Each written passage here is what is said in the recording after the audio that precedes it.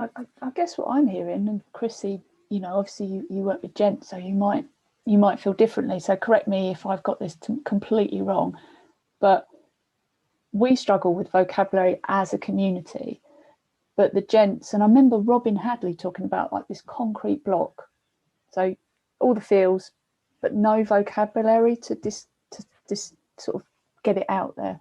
So the anger, from what I'm hearing, is it's just a I can't do anything else with it. I've got nothing to explain how shit I'm feeling, so I'm just going to go with what I can, which is the momentum and the anger. But I guess what I'm hearing is society doesn't let you do that anymore. You're not allowed to cry. You're not allowed to be angry. So what the fuck are you allowed to do as a gent then, as a bloke?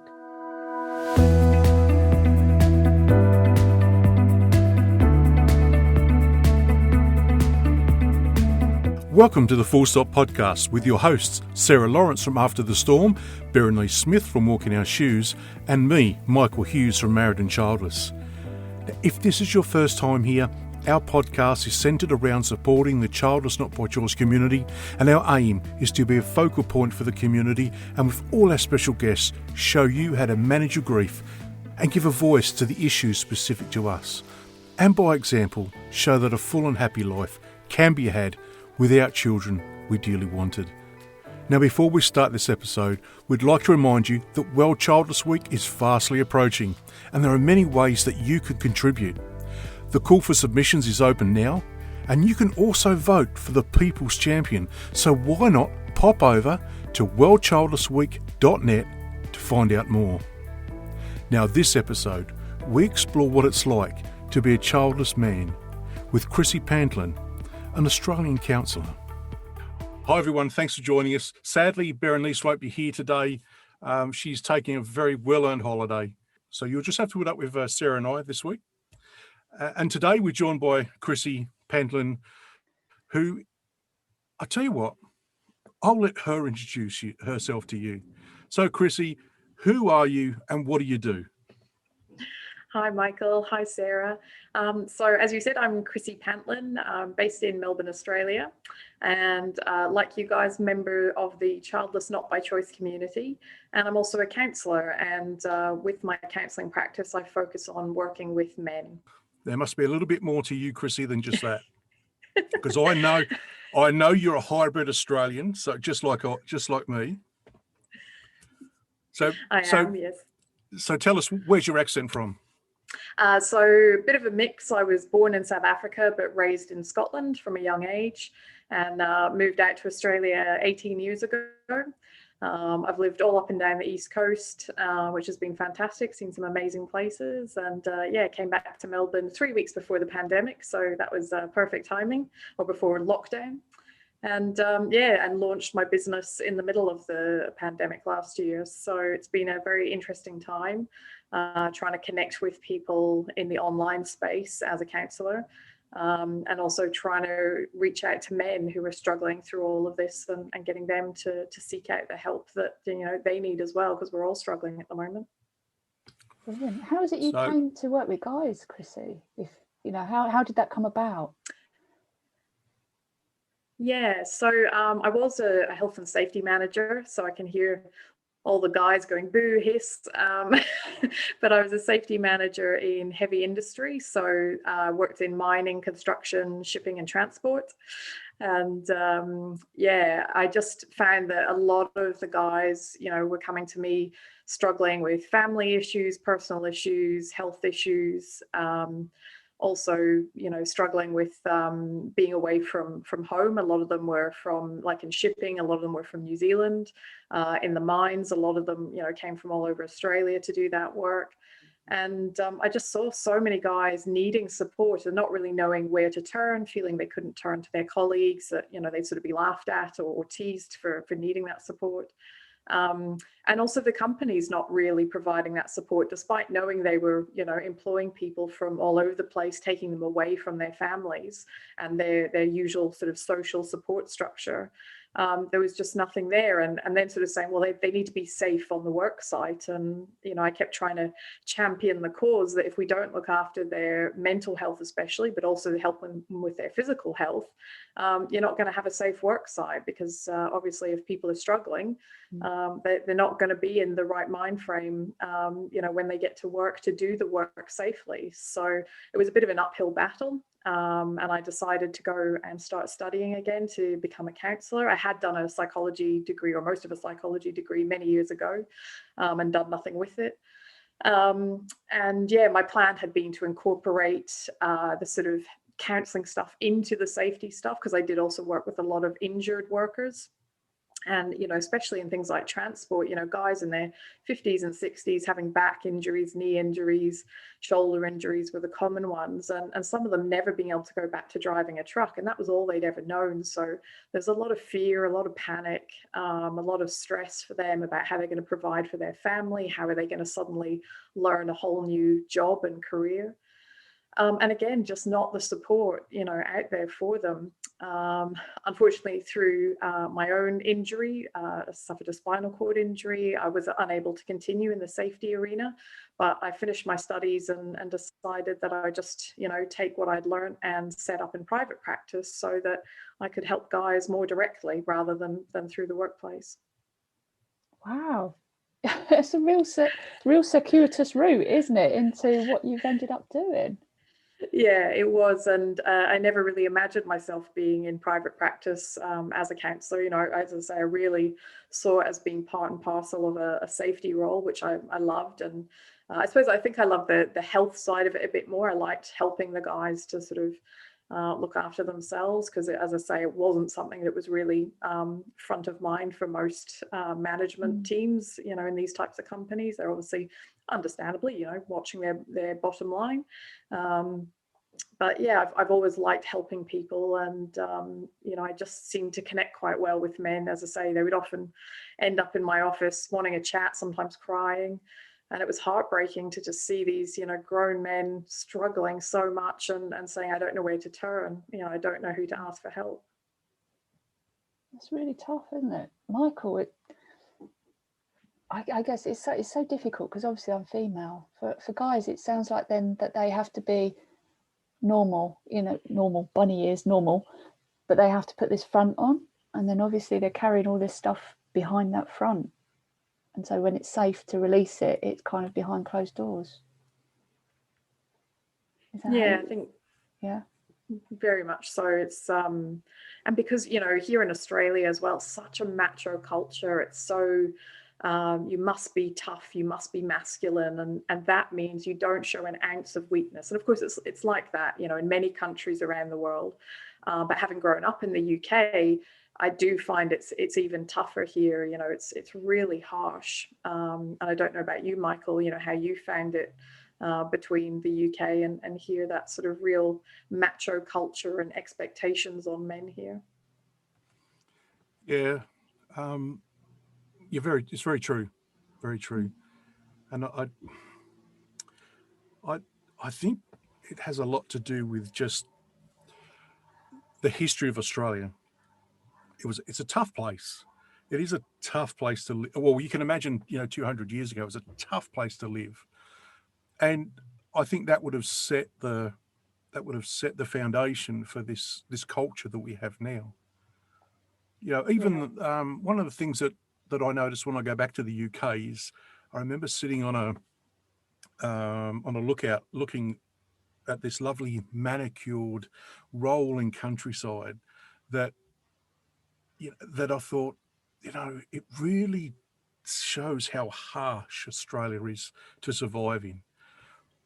And I think that is one of the basis of the fact that why guys are the way they are. Yeah, and there's no doubt that in the workplace it's the same. You do not show an ounce of weakness, because mostly for the fear of ridicule. Yes. Because if you work with a big bunch of guys, one of the things that happens is that you're always taking a dig at each other. And if that's well managed, it's not too bad. It's just the way guys bond. But if you're carrying something, deep within, that's keeping you fragile, then it becomes a problem, because and especially if it touches a nerve. I remember once, I am not a violent man by any means. I'm such a big cuddly teddy bear, but don't tell anyone. That's our secret, all right? But I remember one day there was a guy where I used to work he was just the most annoying guy you've ever meet. And it was just after Vicky had had a miscarriage. And I remember him having a go about me for something. I hadn't slept. I just left a home where Vicky was absolutely distraught. And I snapped. And it took all my strength to not punch him in the face. Because it was a feeling I haven't had since, and it's a feeling I don't want again. But that's the sort of, and I'm not making an excuse for violence, but that's how it can come out with men, especially if it's buried deep, and then there's that thing that just snaps you, breaks the camel's back, and it comes out as anger. And I see that a lot in other ways, especially with the clan of brothers. The guys mostly talk about how to manage the anger that they feel around life not being the way that they wanted it to be. Yeah. How would you say? Sorry.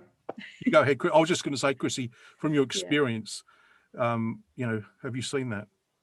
Yeah, I was going to say that's probably one of the single biggest things I get when guys, call me or email me to inquire about counselling. They say, I really need help with my anger management. And what I always find fascinating is, of course, they tell me, oh, no, I had a great childhood and relationships are fine. And, it's fine, but I'm just really angry. And of course, anger doesn't just come from nowhere. And anger, we can be angry, but so often with men, I find that anger is covering up hurt and fear and rejection and abandonment. And they've just never been allowed to access those emotions and show those emotions. When I start digging, so many of them have these vivid memories in childhood of, spontaneously expressing emotion, be it, joy and happiness or sadness or anger, and instantly being shut down and told, don't behave like that, don't react like that. Or, if they cry, only little girls cry. And if they're angry, it's a bad thing. And if they're happy and shrieking, oh, you're too loud, be quiet, you're annoying me, and of course, they don't realize that that's them being conditioned into, you cannot show your emotions. You're not entitled to have feelings and express those feelings in the moment.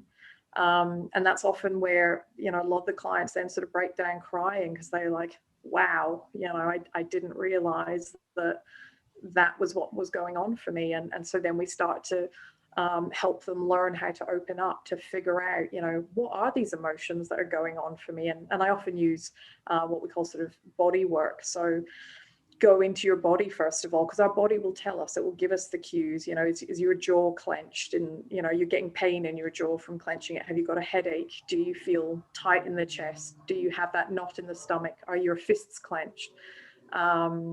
And they'll often start to say, oh yeah, I do notice that. And especially when they're getting angry, they get flushed and their heart starts to race. And once we start to notice the body things, then we can go back more into okay, what emotion is behind that? And is it, that you're feeling hurt? Are you feeling rejected? Has your partner said something unintentionally that's, really triggered you from something that happened in your childhood where you were just shut down and told you don't get to have feelings? So, and then, I get the guys that come to me who are also childless, not by choice. And, the grief behind that. And the biggest single thing they say to me is, I cannot share that grief with anybody. Nobody asks me. They assume that I didn't want children, that I'm the successful career man. And, I just didn't want kids. I had one client who said, I lie. I tell people I have children because I can't bear the pity when I say I wanted them, but we weren't able to have them. And he said, I just can't bear the look on people's faces and the change in behavior towards me. So I lie and I tell them I have kids. And I just thought that's heartbreaking that, he's constantly got to then keep track of what story has he told to who, and not being able to be vulnerable and share with people in his life that actually this is, a massive source of grief for me. This is a huge loss in my life, that I wanted to be a dad and I didn't get that opportunity. And it's just heartbreaking. It's so tough, isn't it? I think for women it's hard enough, but for guys there just isn't that outlet to really say, actually, behind my anger there's a whole shitload of pain that I'm struggling to contain.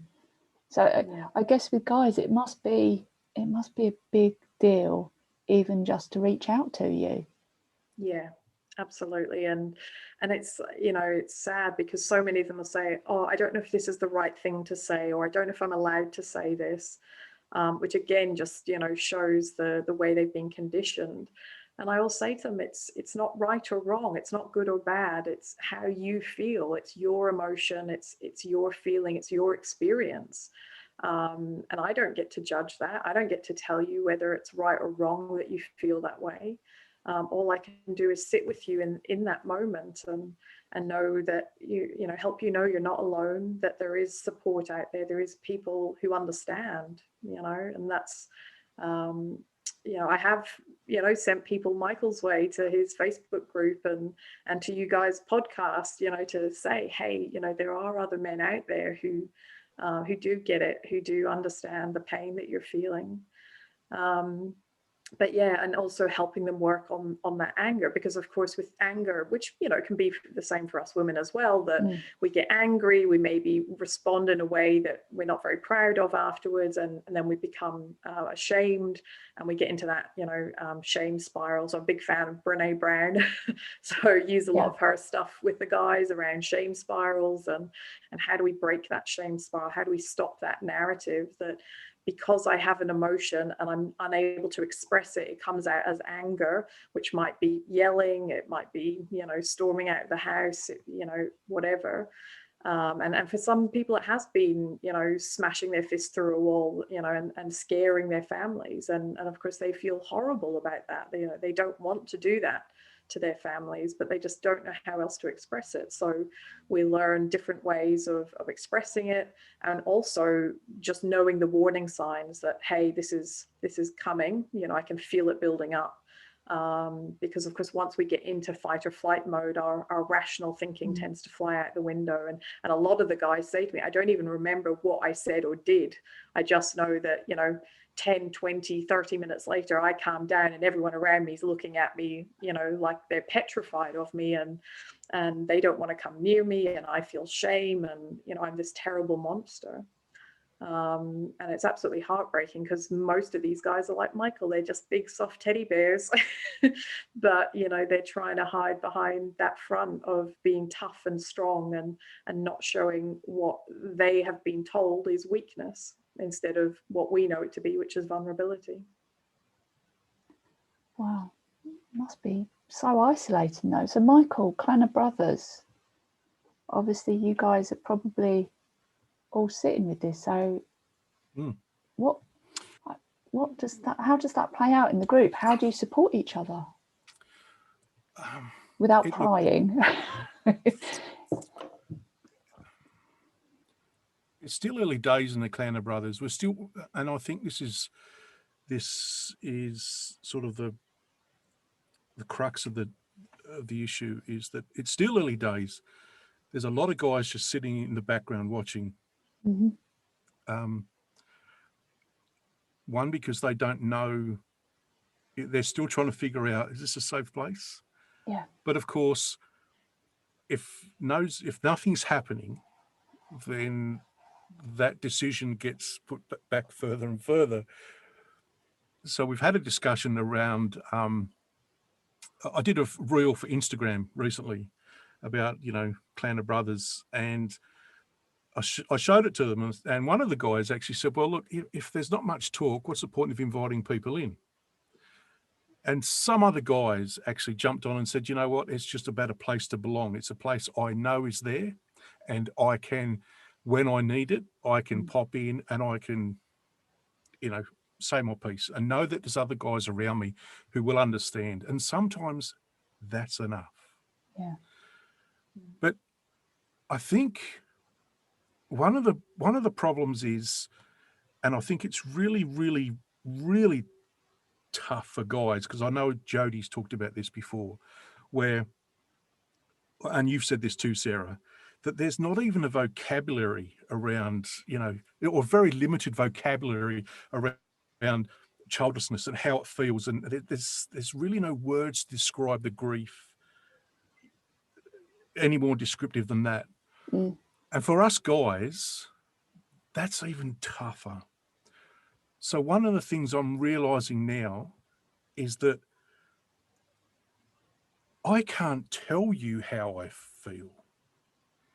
I find it really hard to tell you how I feel. And I've realized that, like, my blog is just stories, because you know me, I tell stories. But I think that's to do with the fact I'm over 50 as well. I'm turning into my dad. But anyway, that's another thing. We'll unpack that later. But I tell a story to try and get you to feel what I'm experiencing. Because I can't, it's weird, but I can't find the vocabulary so I think, well, let's just write this and get as much emotion in it as possible that people can feel me rather than me trying to explain it. Does that make sense? Yeah. And so this is a theory I'm coming up with, so there might be a book in this somewhere. Yeah, I'm not going to write a book. I haven't got attention span. But one of the other things, and listening to Chrissy talk about this anger that she's seen, in her work, that this time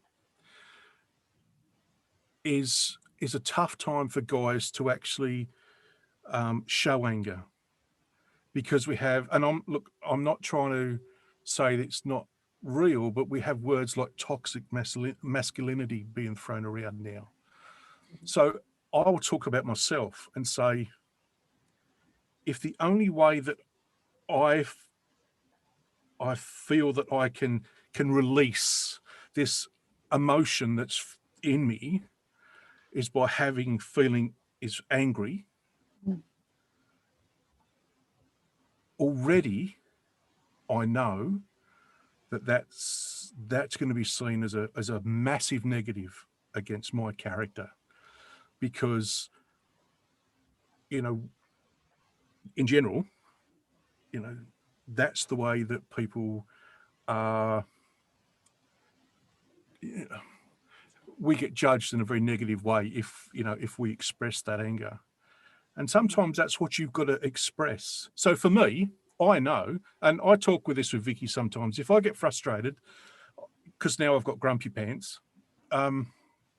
if I get frustrated, I have to let that go somewhere. And sometimes it's in our workshop and things aren't going my way, and I've got to remember to try and control that. But at the same time, Vicky and I have had many discussions about, look, this is not about you. This is not about you. This is just about me just trying to get something off. Where you would have a cry, sometimes I've just got to get it out. And so about 35 kilos ago, I was doing a lot of bike riding, and that helped. Yeah, because you could channel that energy into that. And I probably need to get my ass back on my bike so I'm less grumpy. But in the clan of brothers, there's a number of guys that actually run. That's their thing. They run. And yeah, so I don't know if I've made anything really clearer, but that's the sort of environment that my emotions are, living in, been experienced by. I guess what I'm hearing, and Chrissy, obviously you work with gents, so you might feel differently. So correct me if I've got this completely wrong, but we struggle with vocabulary as a community. But the gents, and I remember Robin Hadley talking about like this concrete block, so all the feels, but no vocabulary to sort of get it out there. So the anger, from what I'm hearing, is it's just I can't do anything else with it. I've got nothing to explain how shit I'm feeling, so I'm just going to go with what I can, which is the momentum and the anger. But I guess what I'm hearing is society doesn't let you do that anymore. You're not allowed to cry. You're not allowed to be angry. So what the fuck are you allowed to do as a gent then, as a bloke? You don't have any outlets, do you? Is that your experience, Chrissy, when guys come to talk to you? Yeah, absolutely. We talk about that a lot. So, I do both sides of it. So I say you need to express it. So if that means I suggest things like get a really big pillow, scream the hell into the pillow. Maybe warn people you're going to do it, close some doors, but scream into the pillow, punch the pillow, smash the pillow on the bed. I've even suggested going to like these smash it rooms, where you can get dressed up in the PPE and smash the plates and whatever they have. They give you like baseball bats and you can just smash the absolute bejesus out of everything. I've said go to the op shop and buy some $2 plates and go down your shed, create a space where you can smash the shit out of these plates. So I say release it, because you do have to release it. And then also exercise. Some people do, like you, Michael, bike riding, running, boxing, the gym, any of those things.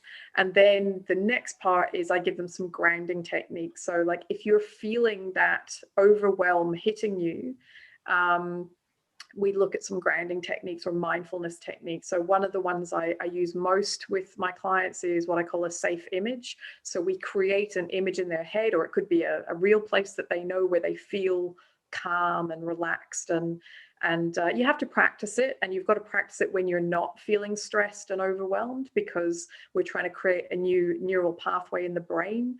And obviously the more we use it, the stronger it gets. So I say the more you can practice that when you feel calm, the easier it's going to be to access it when you're feeling overwhelmed and full on stressed. And most of the guys are pretty good. They go in, I'm not someone who likes to set homework, but that's one of the things I do ask them to do, is to go and practice this safe place image. And most of them come back the next week and say, wow, that really helps. When I feel my heart racing and I'm starting to get breathless, I try and do the safe place image, and it just calms my whole body down. Even little tricks for, getting you out of that sort of fight flight mode, like have a really cold glass of water, or go and stand outside if it's nice and cold. Blast yourself with the aircon, because by lowering your body temperature, it actually does calm the central nervous system as well. So yeah, I encourage them to express the emotion, and then we talk about afterwards, particularly if it's with a partner or something, how do they then go and have a conversation and say, look, I'm really sorry I was screaming into the pillow or punching the pillow or whatever, or I'm sorry if I got angry and I raised my voice. This is what it was actually about. And another thing I use is this really great thing out there called the emotion wheel, which I forget who developed it now, but somebody, Lindsay Bramham, I think it was, she extended it to call it the emotion sensation wheel. And so on the outer wheel, it actually has physical bodily sensations that you might experience in relation to a particular emotion. So I give that to the guys and say, over the next week, just monitor, when you felt overwhelmed, look at the sensations. Did your face get flushed? Was your heart racing? Were you clenching your fists? What was going on? And we might be able to then track it back and say, well, maybe it was this emotion. You might have felt it as anger, but maybe actually it was more hurt or frustration or whatever it might have been. And so that does help then with that vocabulary, especially if they're then trying to have a conversation with a partner or other family members, to be able to say, I'm sorry, I was feeling really frustrated because of, or I was just really hurting because you said something that reminded me of. whatever it might be. And learning how to use what we call nonviolent communication as well. So very much, own their emotions, own their feelings, own their actions as well. If they do slip up and punch the wall, or something like that, own it, but not taking themselves back into that shame spiral, just being able to forgive themselves for being human. And I think that's something we all struggle with, but certainly I see that massively with men, that once they do something like that once, I've even had clients say to me, I will never allow myself to forgive myself for doing that, because it's a constant reminder to me that I'm not good enough, I'm not a good person, and I can't allow myself to go there again. And that's just heartbreaking, because we all make mistakes, we all stuff up. And so I really try and work with them on, forgive yourself, take that narrative out. Let's stop talking about us being bad people and just saying, hey, I'm a good person, but I made a mistake. I hadn't learned how to express my emotions. I'm learning that now. So, and, most of the guys I work with are 40 plus, and, they're not young guys. So they've got, as I say to them, I said, it's taken you 40 years to learn that behavior. You're not going to undo all of that in 2 weeks. I know they want the magic wand of like, oh, I'm just going to be all happy and be able to express my emotions, next month. And it's like, I wish it was that simple. It's definitely doable by doing the work, but it's just setting those expectations as well, so that, again, they don't end up getting frustrated and angry with themselves. It's so funny, isn't it? The similarities, we sort of see men and women as so different, don't we? But the work you're describing is exactly the work that I'm doing with women. And it just makes you realise how similar we are, but we're sort of bound by our, I don't know, society and our expectations of ourselves and what we've been taught as kids that we're allowed to do. It's so funny to hear it. I mean, not funny, ha, but so sort of, we are all human, aren't we? We're all human beings. Yeah. But I guess so. What I hear there is really sort of helping guys to feel into the sensation rather than just go bang, it's anger. But it's so tough to hear them say, oh, I'm a bad person, when actually we all make mistakes, don't we? Yeah, absolutely. It's I've been on my own journey of having to forgive myself for things and realize that I've made plenty of mistakes in my life, and I've certainly struggled to express my emotions and be vulnerable, because that wasn't taught that growing up, and it is really difficult.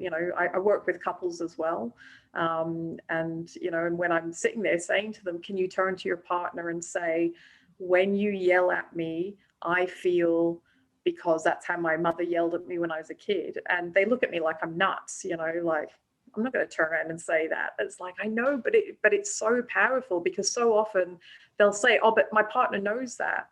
And the partner's sitting there going, I didn't know that at all. Yeah.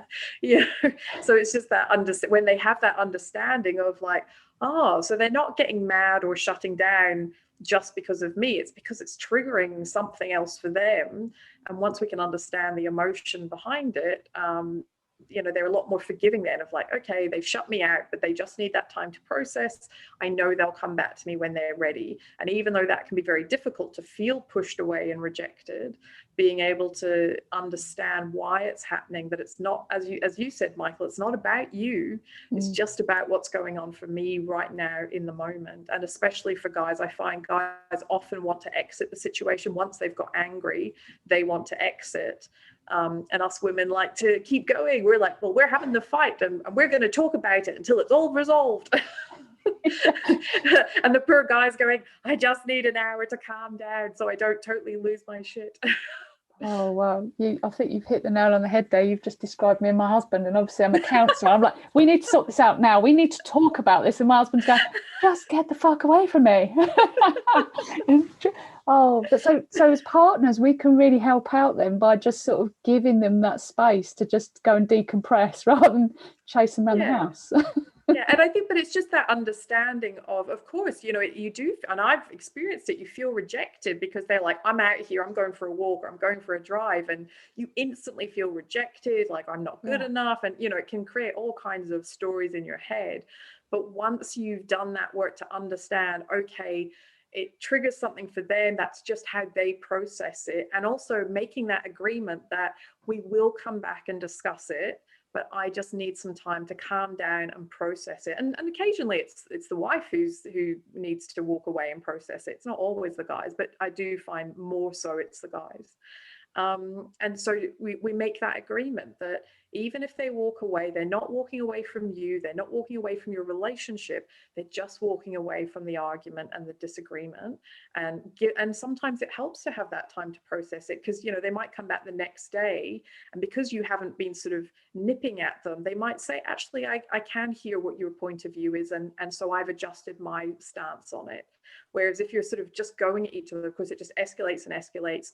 And us human beings, we get a bit stubborn, we dig our heels in, and we just escalate it into a fight that nobody's going to win, instead of it being, okay, well, we still love each other, we still have a good relationship, it's just this particular issue that we as a team need to resolve. So, wow, so many top tips there, I'd say, wouldn't you?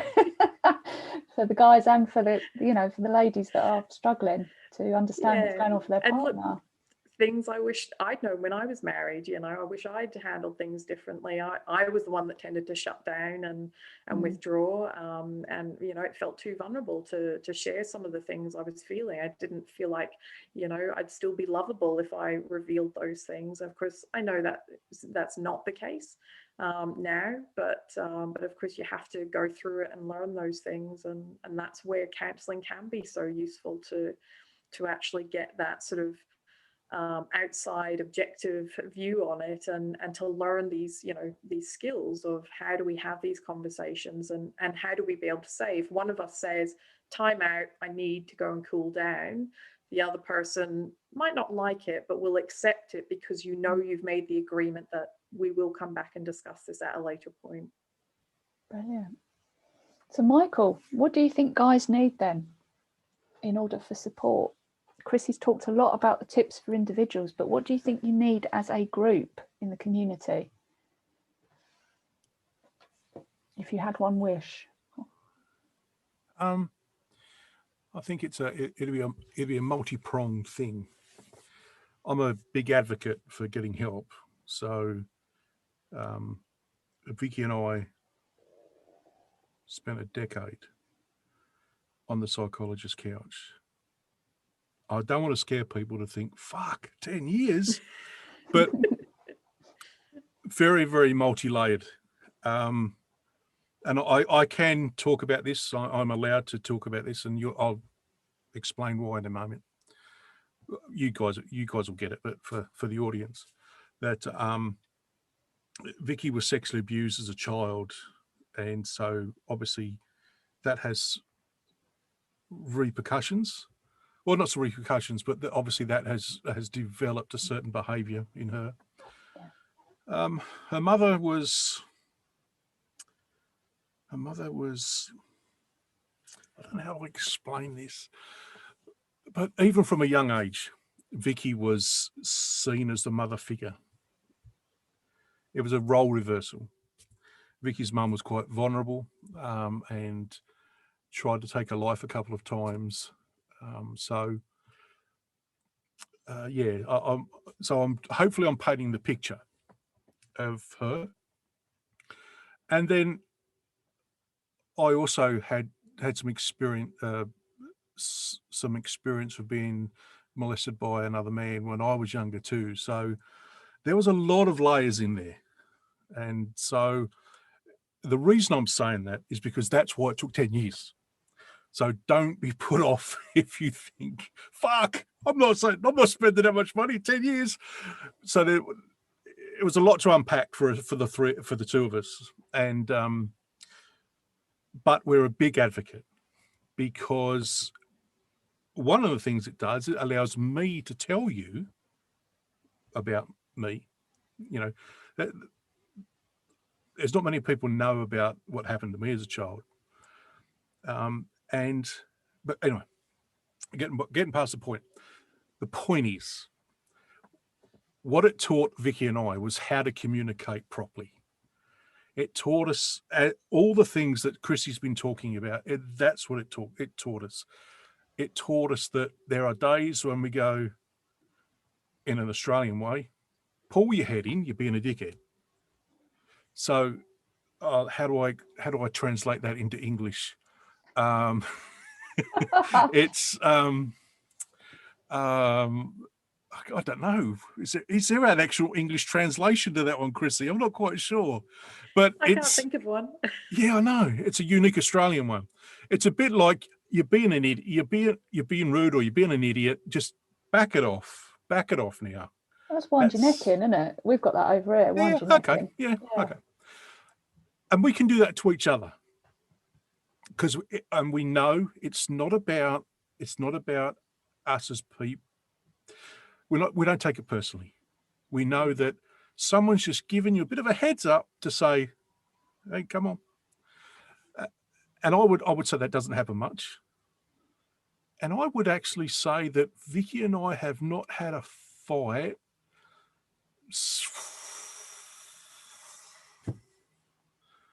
since, I don't know, maybe 2005, maybe.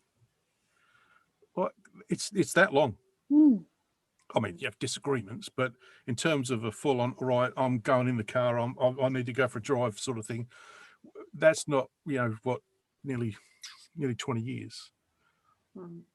The probably the only reason we had that fight in 2005 is because we've been on a 12-week round the world holiday, and the last 2 weeks of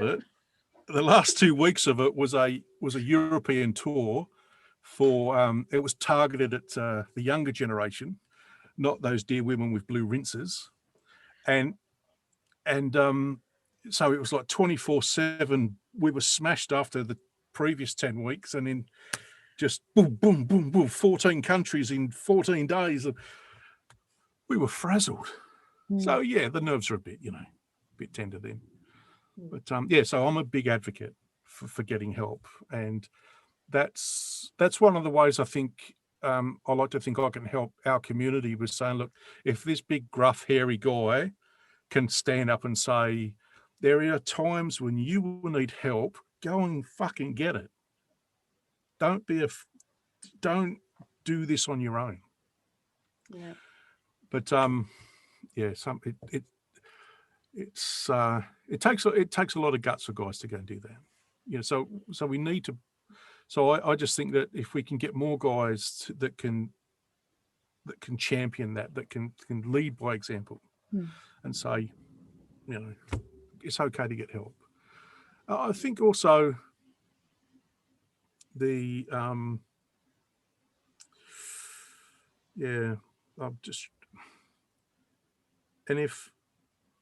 and from that, then guys can perhaps communicate better, because we're fucked at communicating. We really are, And it's funny you should say that, Michael, because a lot of people say that to me. They're like, oh, but women are so much better at communicating. And I disagree. I think we use a lot more words, but I don't know that we're still no good at the vulnerable stuff, because again, we haven't learned that either. So we use a lot more words, we say a lot more, but I don't know that we are any better than guys at the actual real, raw, vulnerable, tough stuff. No, we're genuinely not. I know I'm not. I use a lot of words, and I use a lot of sort of, oh, look over here. I'm talking about me. So yeah, it's like I say, I think us, ladies and men are very similar. We've just got different social filters that we have to put it through, if I'm honest. We're allowed to cry. We're not allowed to be angry, but guys are allowed to be angry, but not allowed to cry. And it's kind of, I think that's where the difficulties come, isn't it? The social conditioning and what we've had to deal with in our childhoods. So yeah. Yeah, I think there's a lot to unpack there about childhood. I mean, I often talk about, as I can think, my mum saying, don't come crying to me if you hurt yourself. Okay. So I never did. Yeah. And some of the shit I've done, so I've fallen out of trees. I think I've got a scar down here where I fell out of a tree when I was probably 10 or 11. and obviously winded. Who knows? Might have cracked. I mean, probably didn't crack a rib, but it was a scary experience. I just thought, well, I can't go home. Can't go home crying. I'll get in trouble. Yeah. All right, I'll just put up with it. And there's been episodes through my life like that, where I just learned to put up with it because I've got nowhere to go. Yeah. Because I can't go home and cry, because don't come crying to me when you get home. And then we talked about songs, Big Boys Don't Cry, Big Boys Don't Cry. We still haven't worked out who sung that. But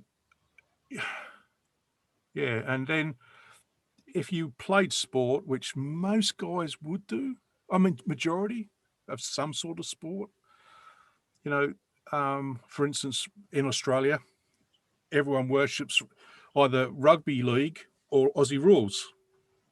And they're fucking tough games. I mean,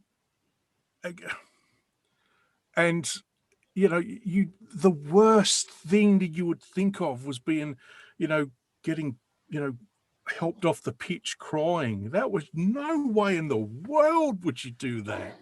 You just get up and you keep going. Because all your mates they're wound up, their adrenaline's flowing, you're ahead. Let's go, come on. I can think of many times where I'm just like, I've got to get off this field, I'm fucked. But you can't, because you'd let the boys down, so to speak. And that's so it's reinforced in many, many different ways as you grow up. Yeah. I sat and watched an Aussie rules game once when I went down to, I think it was at Melbourne. I can't remember the Collingwood was one of the teams that came out to good old Collingwood. I was like, flipping out, it's like the 1940s or something. But it was amazing. I've never seen a game like it. There were guys just going at each other. The ball was over there and they were just having a full-on ding-dong over in the other corner, and the referee was just letting them go with it. And I was just like, it was almost like they're taking all their anger on the field and they're like, right, I'm going to kick 7 shades of shit out of you, and the ref's going, no, that's fine. I was like, what the hell? So I hear it from clients as well. They say, oh yeah, I grew up playing sport where aggression was rewarded, where aggression was a positive, because you get out there and you smash your opponents. So they recognize that, that got reinforced, and now they're not really sure where to go, because of course, now they're in a family with mostly a wife and children, but, I deal with everybody. So their partners are going, oh, I don't want that aggression. Get your aggression out of here. And these poor guys don't know any different, because aggression was the main thing that they were rewarded for and praised for growing up, So what do they do with that? Yeah, it's complicated, isn't it? As we've found today, it's just like trying to unpick this mess, isn't it? And then on top of that, you've got the fact that you can't have a family. So it's just like, it's like a volcano, isn't it? Yeah, and then as we know, all the stupid questions and comments and things that come with that. And even I don't know what to say half the time when I get to, oh, you don't know what you're missing out on. And it's just, guys, I think, have it even worse. As I say, I've had clients who say they just lie. Oh yeah, I've got 2 kids, and they just shut it down.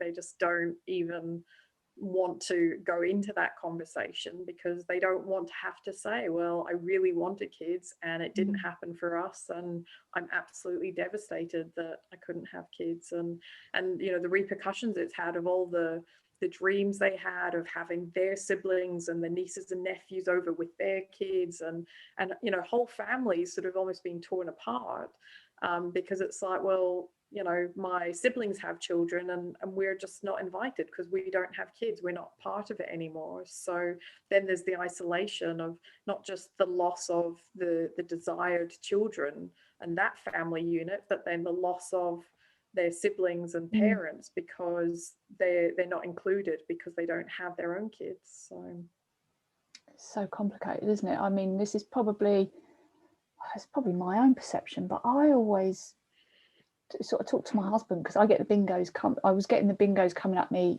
so much. I think the women's conversations, tend to be, do you have a family? And then it goes from there. And if you don't, it's like, it's cut down. But my perception was that he never had that thrown at him, but actually he did, but in different ways. And I guess that's difficult for a guy, isn't it, as well? It's kind of, you can't fend that off with anger, but it's going to be hitting deep inside your pain point, your raw nerve, isn't it? And so it's kind of almost like a myth that guys don't have to deal with this, but they really do, don't they? Yeah, exactly. As you say, it's a bit different, and of course they go looking for who else understands this, who gets this, and when you Google childless men, there's not a lot that comes up. It's the odd news article, but it doesn't really talk about where to turn to for support. How do you look after yourself? How do you talk to people about it? Because it is, and we've all experienced it, the pity, which is awful, we all hate it. And of course, then that can, especially, I think, I've heard for guys, that also can trigger the aggression, because they feel that hurt, that pain, and then they get met with pity, and they just like, oh, I just don't want to deal with this. I hate it. So I'm just going to get angry, because I know that will shut it down. That will stop the conversation, with well-meaning family members or whatever who, maybe don't know the specifics of the situation.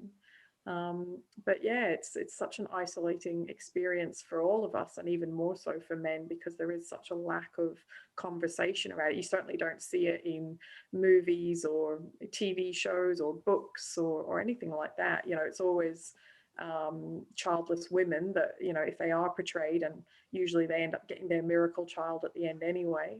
And childless men are, they're the high-flying career guys who haven't got time for a family, who's going to waste their time with something as trivial as babies, So there's no role models out there for them either. No, there's definitely not. One of the things I've talked about in the past is how, and I'll use my Game of Thrones analogy again, that if you look at that series, every childless man in that series was damaged in some way. Yeah. Where every man that had a family and had that lineage was this tough warrior. Yeah. And so, in essence, that's why guys would be very reluctant to talk about that, because they would be perceived in that way, if you will. They'll be perceived as damaged. They'll be perceived as less of a man than the rest of us. Because obviously there's a lot of I don't know what the word is, but there's a lot of kudos given to guys that can father lots of children, so to speak. Yeah. And if you can't, then you're less of a man. Absolutely. And that's tough to deal with when you're brought up and to how can I say this without being not politically correct, but you're developed as a man to be strong and to be I guess the breadwinner. My generation and probably backwards. It's probably changing now, but and you're the guy that can. You should be the person that could sort everything out. So if there's a problem, I can sort that. I can sort that out, and that's where a lot of our self-esteem comes from. Is being able to fix it. Look how happy a guy would be if he's fixed his car that's not working. He'd be over the moon. Be like, oh, fuck it, I've sorted that out. Look at that. And you see that a lot being portrayed in popular media. Guys that work things out, and they're always the hero.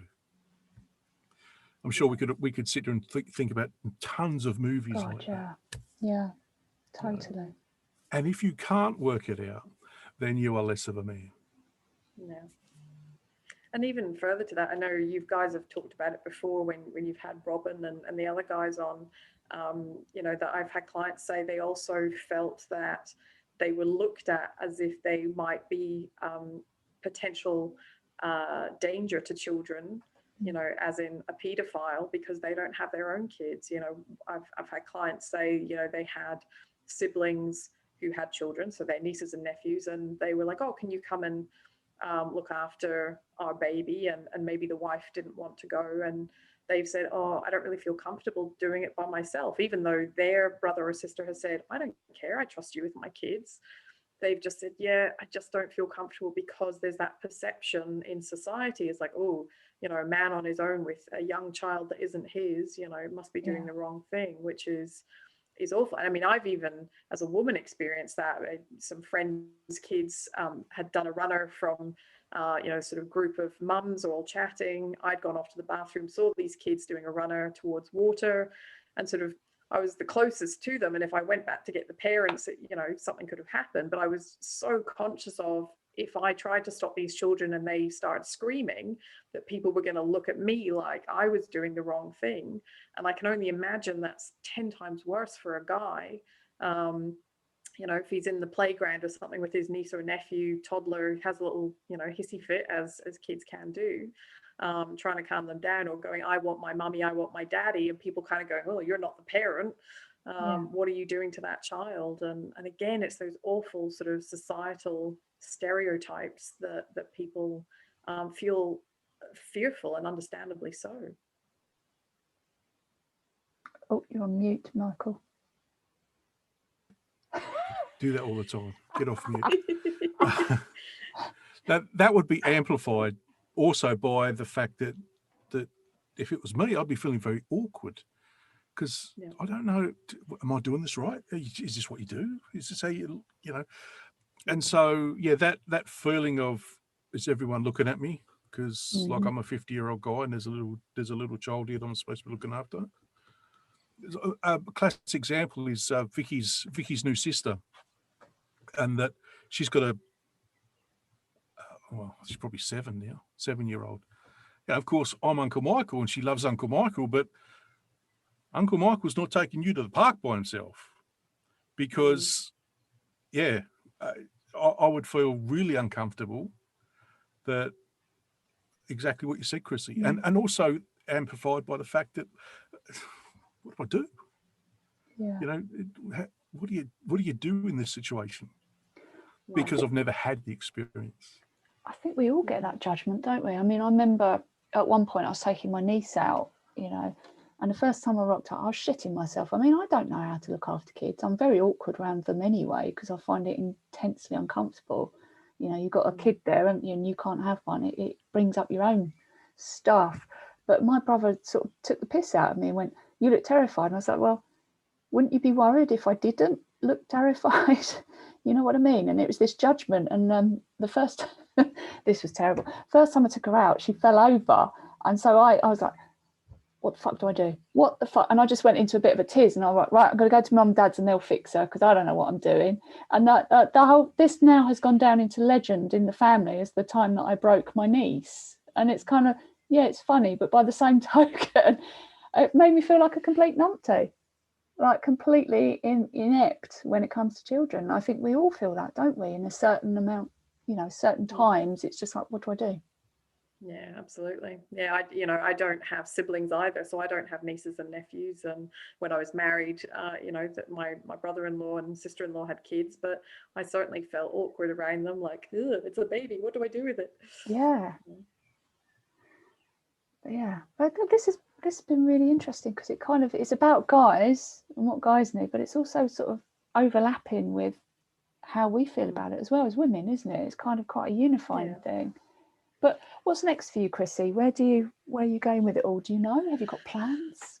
Like I'm looking towards, so as I say, I've actually started working with couples, which was never really my intention. My focus is very much men, but I've found that women have approached me saying, look, my husband or partner isn't that keen on counselling, but because you work with men, they've said, if we see you, they'll go. Which is nice, I guess. So I'm definitely doing some more work in that space. And, I'm looking into whether I start running some sort of group therapy type stuff as well in particular different areas. So perhaps around grief and loss of childlessness. I've got some clients who've also lost siblings at a young age. And again, there's not a lot out there for grief and loss around sibling loss. And one of the other big areas, unfortunately, where I get a lot of clients is domestic abuse. So I have a lot of men who are victims of domestic abuse, and there is just no support out there for guys. Unfortunately, it's horrific, and of course, there's so much fear around that. There's, you know, the whole family court system and everything is not kind. No, it's not really kind to anybody, but particularly in these sort of domestic abuse situations where and kids end up being withheld or used to manipulate them and that type of thing. And again, there's just no real recognition that men can also be victims of domestic abuse. That, you know, it doesn't matter if they're 6'3" and 120 kilos and their partner's 5'2". It's often a different type of abuse. And a lot of them say, yeah, she hits me, but it's neither here nor there because she is small and not strong. But it's the hours of emotional and mental abuse, you know, being screamed at till 4 a.m. every day, being told that they're worthless and not good enough. So something that unfortunately I just see more and more of. And, you know, so I think I'll be doing a lot more work in that space. It's something I'm really passionate about. I've got lots of friends who've also unfortunately experienced it firsthand. So recently attended a fantastic men's health summit here in Australia. It was an online thing, and you know, lots of great organizations out there, mostly sort of grassroots stuff, so, you know, very contained to their local area, but doing fantastic things to help men. And so sort of reaching out to some of them and trying to build up I guess a greater network of support for guys, so that guys know that no matter what the issue is that they're struggling with, even if it's just general life stress, there's people out there who care and want to help and can support you, whether you have money or not. You know, there's organizations who are doing stuff on a volunteer basis. There's obviously services like mine where it's a paid counseling service. But yeah, just keep getting the word out there to the groups and to people, and spreading my network as far as I can. You know, I do all my work online, so I can work with people across Australia, New Zealand, even the UK if I wanted to, and just let guys know that they're not alone and it's okay to ask for help. So, wow, real advocate for men then, and their sort of their hidden pain, I guess, isn't it? Yeah, it's just sad, you know, to see how many men are struggling, and just, as I say, that not having the support that they need, you know, having guys turning up and clearly in an abusive situation, and yet somehow feeling like they're the bad person, that they've done the wrong thing because, you know, at some point they've maybe snapped and shouted. And again, it's that narrative, oh, I'm a bad person because I allowed my temper to get out of control and I screamed back. And it's like, well, you know, if you've been screamed at till 4 a.m. every night for 7 nights straight, yeah, you're gonna snap. You know, just helping them understand that there are options. And unfortunately, there isn't. I think we've got 2 men's shelters in the whole of Australia. They've tried to get more funding, and they've said no. I mean, as it is, I understand that we don't even have enough of those services for women in domestic violence situations, let alone trying to get anything for the men who are in those situations, which unfortunately is the minority, but it's a rapidly growing minority. You know, that's the scary part, is it's not like it's just 1 or 2% of domestic abuse situations. I think it's up at like 30-35% now. And that's the ones we know about. You know, I'm sure there's many more out there. Certainly the clients I work with, I mean, they've never called the police or anything like that. So they'd be going unrecorded in the statistics. So yeah, just trying to figure out how we create a system that helps. You know, this conference I was at, I think they hit the nail on the head where they said we're so busy trying to band-aid these services and systems and processes. Really, we need a government who has the courage to just scrap it and start again, because it's not working for women victims of domestic violence, and it's absolutely not working for male victims of domestic violence. And that doesn't even take into consideration, you know, like our transgender communities and as well, you know, the domestic violence that they also suffer. So you know, that's just a whole other area again that we need to do some more work in. Wow. Actually, I'm going to forward you on an article I was sent about uh,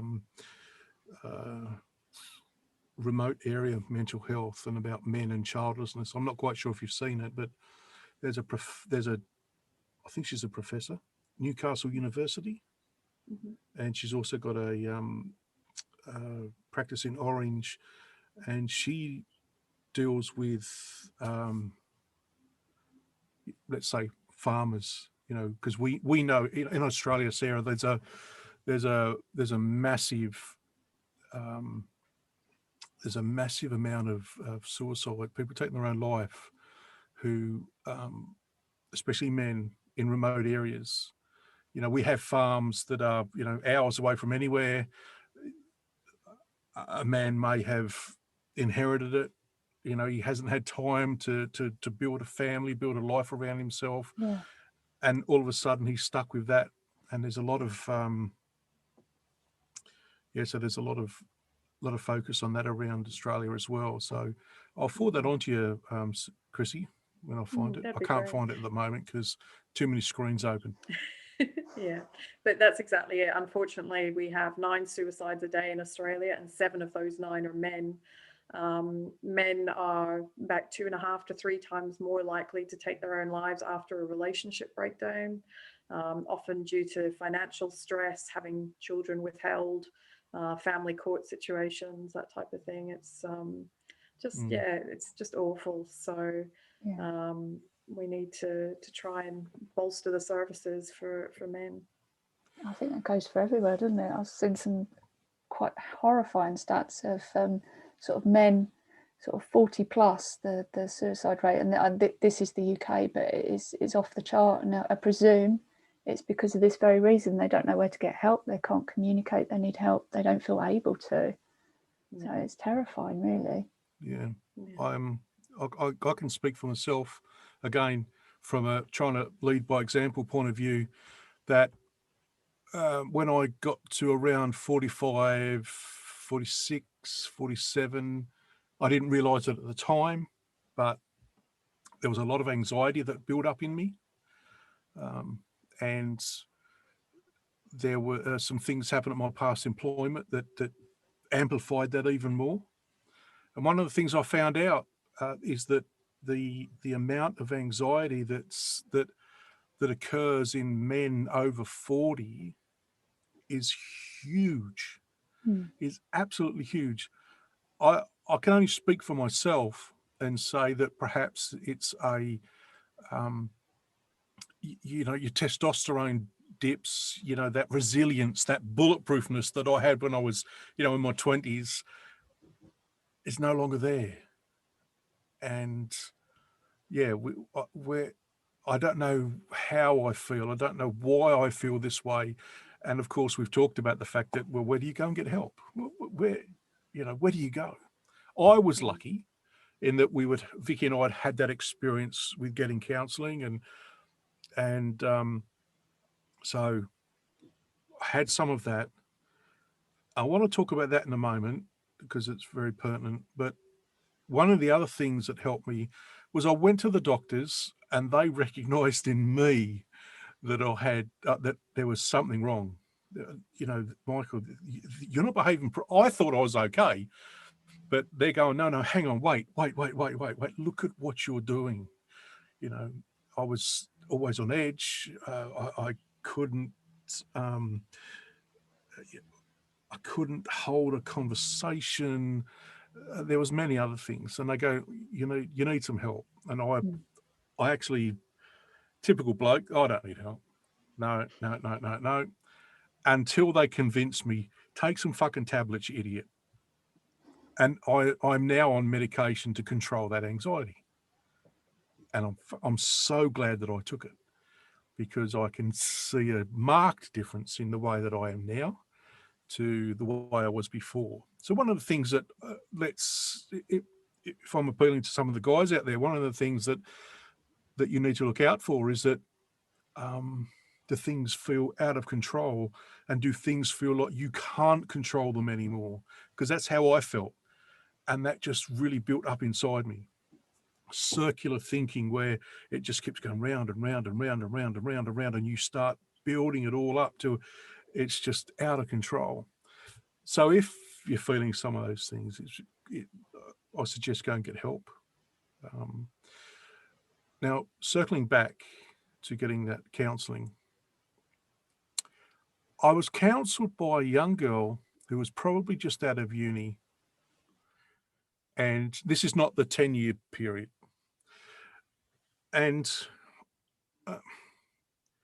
she probably needed more experience to deal with someone like me, because I could see she didn't have a lot of life experience, and so therefore I didn't feel that I got the right value from those sessions.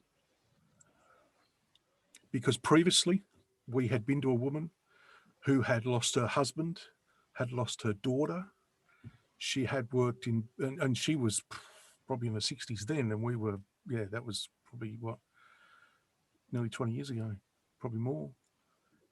She had worked in family planning clinic. She'd worked in a marriage counselling.